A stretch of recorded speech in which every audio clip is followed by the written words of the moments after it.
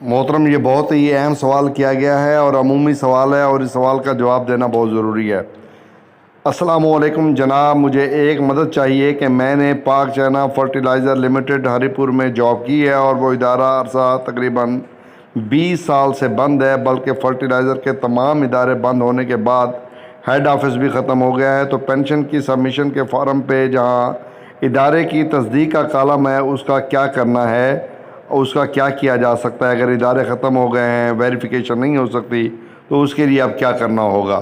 تو اس کے لیے میں عرض کر دوں کہ انسٹیٹیوشن کے اندر RCC کمیٹی، ریجنل کلیم کمیٹی بنائی گئی ہے۔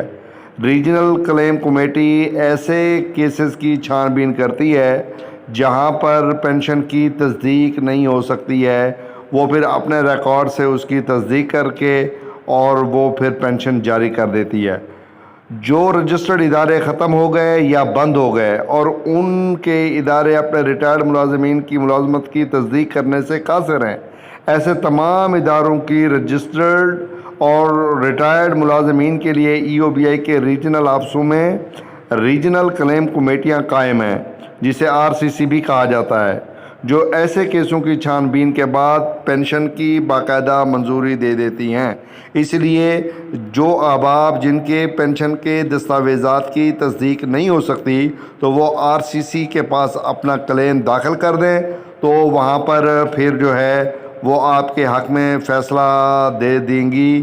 چھان بین کرنے کے بعد اگر آپ کی اہلیت پوری اترتی ہوگی تو وہ پھر آپ کو پینشن جاری کر دیں گے۔ امید ہے آج کی ویڈیو آپ کو پسند آئی ہوگی۔ ویڈیو دیکھنے کا بہت بہت شکریہ۔